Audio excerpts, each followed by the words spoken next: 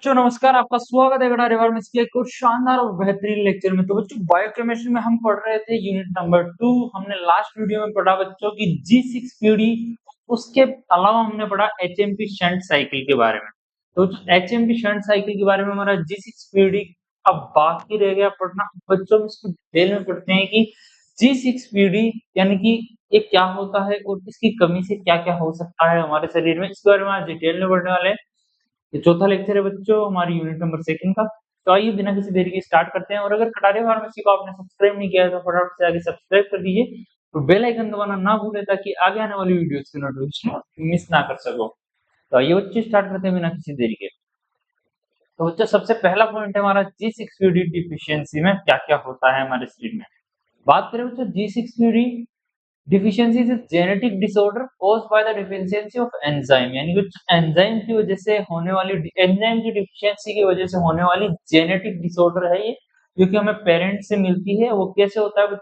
Enzyme है हमारा glucose 6 phosphate dehydrogenase यानी G6PD।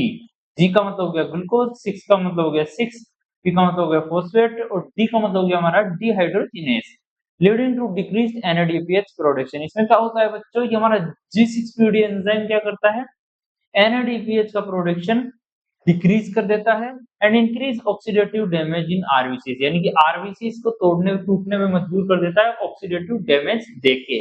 बात करते हैं बच्चों G6PD की कमी एक आनुवंशिक विकार है जिसमें ग्लूकोज 6 फॉस्फेट डिहाइड्रोजिनेज एंजाइम की कमी के कारण NADPH कम बनता है और आरबीसीज को ऑक्सीडेटिव क्षति होती है।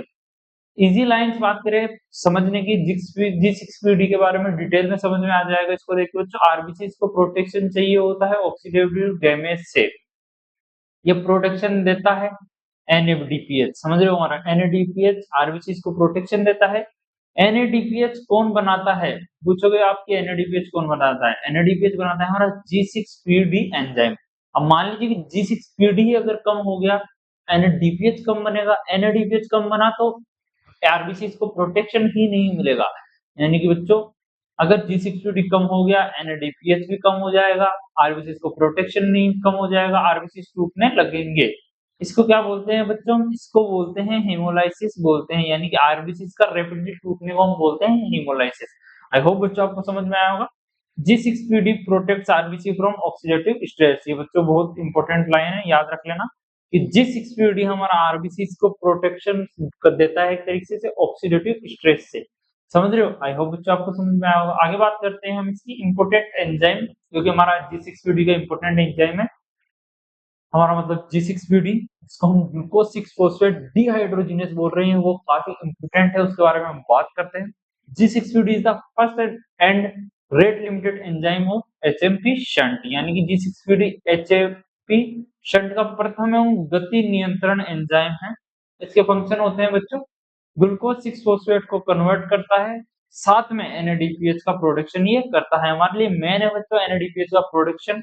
अगर प्रोडक्शन कम हुआ तो इसका मतलब हमारी ऑक्सीडेटिव डैमेज बढ़ जाएगा। ऑक्सीडेटिव डैमेज बढ़ने की वजह से हमारे यानी कि आरबीसीज को प्रोटेक्शन कम होगा, हेमोलाइसिस होने के चांसेस बहुत ज्यादा बढ़ जाएंगे। Why NADPH important? NADPH important क्यों है? NADPH ऑक्सीडाइज्ड ग्लूटाथायोन को रिड्यूस करके बच्चों ग्लूटाथायोन GSH में कन्वर्ट करता है, यानी कि GSHG को कन्वर्ट करता है GSH। अब वो क्या करता है? वो ये करता है कि बच्चों GSH आरबीसी को बचाता है, यानी कि ये प्रोटेक्शन देता है। अब NADPH का प्रोडक्शन बढ़ेगा तो ये GSHG को कन्वर्ट करेगा GSH, और बच्चों वो क्या करेगा? आरबीसी को प्रोटेक्शन देगा। अगर मान लो NADPH की प्रोडक्शन ही कम होगी तो बच्चों GSHG कहाँ कन्वर्ट करेगा, यानी कि GSH में, यानी कि रिड्यूस्ड ग्लूटाथायोन कैसे बनाएगा वो। आई होप बच्चों आपको समझ में आया होगा। तो मेन यहाँ पे क्या है कि NADPH की प्रोटेक्शन मेन है, यानी कि NADPH जितना ज्यादा बनेगा उतना ही ज्यादा हमारी आरबीसी को प्रोटेक्शन यहाँ पे मिलने वाला है। अब बात करते हैं अगला पॉइंट, एटियोलॉजी एंड जेनेटिक्स के बारे में। एटियोलॉजी क्या होता है और जेनेटिक्स क्या होता है बच्चों? जेनेटिक्स का मतलब हो गया कि हमें जो पेरेंटल से जो बीमारियां मिलती है उनके बारे में हम बताएंगे। बात करते हैं G6PD deficiency is inherited as a X linked recessive disorder. बच्चों एक्स लिंक्ड रिसेसिव डिसऑर्डर है जो कि पेरेंट्स की वजह से मिलता है। कैसे मिलता है बच्चों? बात करें मेल एंड फीमेल, तो बच्चों मेल एंड फीमेल में बच्चों क्रोमोसोम होते हैं। मेल में प्रेजेंट होता है X chromosome and Y chromosome, female में होता है एक्स और एक्स। अब बच्चों ये जो डिजीज है वो एक्स क्रोमोसोम पे होता है, एक्स लिंक्ड रिसेसिव डिसऑर्डर है बच्चों ये। तो मेल में क्या होगा कि बच्चों अगर इस पे हमारा जो डिजीज है, ऑब्वियसली ये हमारे जो न्यूबॉर्न बेबी होगा उसमें इफेक्टिव होगा, यानी कि डिजीज होने के चांसेस 100% है। और वहीं बात करें अगर फीमेल के एक्स क्रोमोसोम पे अगर प्रेजेंट है, तो हो सकता है बच्चों की इसके होने के चांसेस बहुत कम हो, क्योंकि दूसरा ज्यादा इफेक्टिव हो सकता है जिसपे डिजीज ना हो। उसके पास 2 है एक्स है, इस वजह से ये कम होता है और मेल के अंदर होने के चांसेस ज्यादा होते हैं। आगे बात करते हैं बच्चों, डिजीज एक्स क्रोमोसोम से लिंक्ड है, इसलिए मेल्स में ज्यादा होती है क्योंकि मेल्स के पास सिर्फ एक एक्स क्रोमोसोम होता है, यानी कि मेल्स के पास एक एक्स एंड एक वाई होता है और फीमेल्स के पास दोनों एक्स होते हैं। आई होप बच्चों आपको समझ में आया होगा, ये काफी इंपॉर्टेंट पॉइंट है। पैथोफिजियोलॉजी के बारे में बात करें, स्टेप बाय स्टेप की मैकेनिज्म देखते हैं। पहली स्टेप में क्या होता है, G6PD की डिफिशियंसी होती है। उससे क्या होता है बच्चों, G6PD डिफिशियंसी होने से NADPH का प्रोडक्शन कम हो जाता है। अगर NADPH का प्रोडक्शन कम होगा तो रिड्यूस्ड ग्लूटाथायोन डिक्रीज हो जाएगा, यानी कि GHS जिसे हम बोलते हैं, और आरबीसीज का ऑक्सीडेटिव डैमेज होगा क्योंकि आरबीसीज को प्रोटेक्शन मिलना बंद हो जाएगा। और उसके बाद होगा बच्चों हमारा हेमोलाइसिस, यानी कि आरबीसीज डिस्ट्रक्शन स्टार्ट हो जाएगा, आरबीसीज रैपिडली डिस्ट्रैक्ट होना स्टार्ट हो जाएंगे। आरबीसीज की सील्स टूट जाती है, ऑक्सीडेटिव स्ट्रेस आरबीसीज को डैमेज करता है और आरबीसीज में लगते हैं जिसको हम हेमोलाइसिस बोलते हैं। आगे बात करें ऑक्सीडेटिव स्ट्रेस ट्रिगर, यानी कि ऑक्सीडेटिव स्ट्रेस और ज्यादा कैसे बढ़ सकता है बच्चों, इन ड्रग से बढ़ सकता है, जो कि पहला ड्रग है प्रीमाक्विन जो कि एंटी मलेरिया ड्रग होता है, दूसरा सल्फोनामाइड्स जैसे कि एंटीबायोटिक्स हो गए, तीसरा हो गया हमारा नाइट्रोफ्यूरेटॉइन, यानी कि यूटीआई ट्रीटमेंट के थ्रू भी बच्चों ये ज्यादा और भी सेवियर कंडीशन हो सकती है। और अगली बात करें इन्फेक्शन की वजह से, जैसे वायरल इन्फेक्शन या बैक्टीरियल इन्फेक्शन की वजह से भी ये ऑक्सीडेटिव स्ट्रेस बढ़ सकता है। और फावा बीन्स खाने की वजह से भी बढ़ सकता है, जिसको हम फेविज्म भी बोलते हैं, यानी कि फावा बीन्स को खाने से बच्चों ऑक्सीडेटिव डैमेज और ज्यादा बढ़ सकता है, उसको हम बोलते हैं फेविज्म। आगे बात करते हैं बच्चों क्लिनिकल फीचर्स के बारे में बात करें। हेमोलाइटिक एनीमिया, हेमोलाइटिक एनीमिया क्या है बच्चों, rapid destruction of RBC causing anaemia, यानी बच्चों एनीमिया की वजह से आरबीसीज का रैपिडली डिस्ट्रक्शन होना ही हेमोलाइटिक एनीमिया कहलाता है। यानी कि बच्चों इसका हमारा जो ये ऑक्सीडेटिव स्ट्रेस है उससे क्या होता है कि आरबीसीज रैपिडली डिस्ट्रक्ट होती रहती है, यानी कि रैपिडली डिस्ट्रक्शन उनका होता रहता है। इस वजह से बच्चों इसको हम बोलते हैं रैपिडली डिस्ट्रक्शन होगा तो उसको हम बोलेंगे हेमोलाइटिक एनीमिया। आरबीसीज के तेजी से नष्ट होने से होने वाली रक्ता पता को हिमोलाइटिक एनीमिया कहते हैं। इसके सिम्टम्स क्या होते हैं बच्चों, वीकनेस आ जाती है शरीर में, फैटिगी होती है, पेल स्किन यानी कि स्किन का रंग चेंज होने लगता है। आगे बात करते हैं जोंडाइस, दूसरी हमारी प्रॉब्लम है बच्चों जोंडाइस हो सकती है, स्किन येलो हो जाती है और बिलिरुबिन बढ़ जाता है, यानी कि बच्चों हमारा ब्लड टूटता है हीमोग्लोबिन और कन्वर्ट करता है बिलिरुबिन ब्लूबिलिन में, जो कि हमारे ब्लड का यानी कि हमें रंग चेंज कर देते हैं, हमारे वो येलो कलर की स्किन कर देते हैं बिलिरुबिन और ब्लूबिलिन।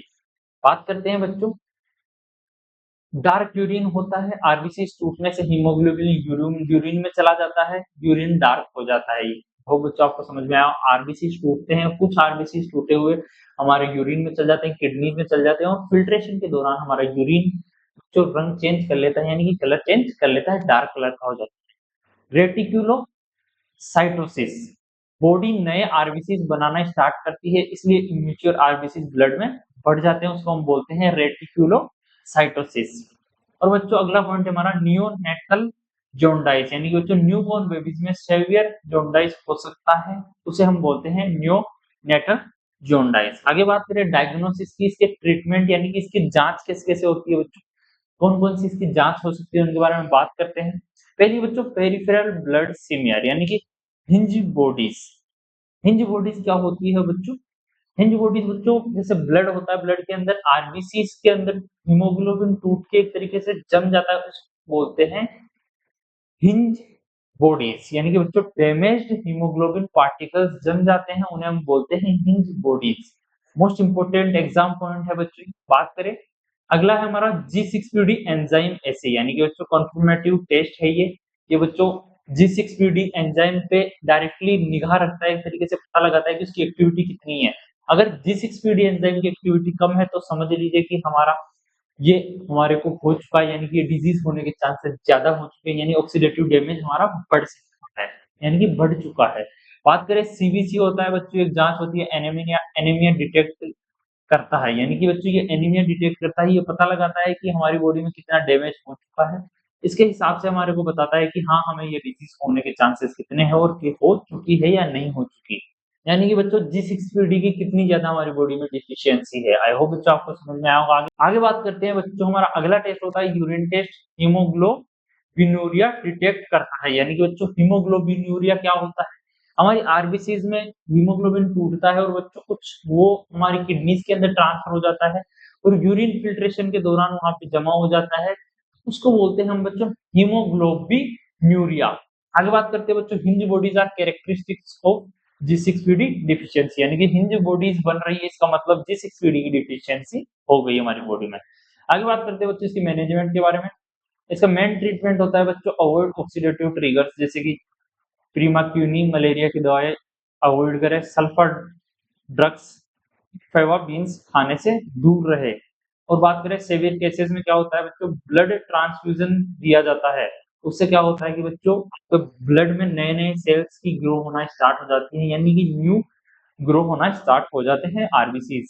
आगे बात करें इन्फेक्शन को कंट्रोल करो, इन्फेक्शन को ज्यादा ट्रीट करना जरूरी है, क्योंकि इन्फेक्शन की वजह से ये और भी ज्यादा ट्रिगर्ड होता है। आई होप बच्चों आपको समझ में आया होगा। अगर आपको कुछ भी समझ में आया तो बेझिझक को कमेंट करके पूछ सकते हो। आपसे मिलते हैं अगली वीडियो में, तब तक के लिए bye bye, stay happy stay healthy. मिलते हैं अगली वीडियो में।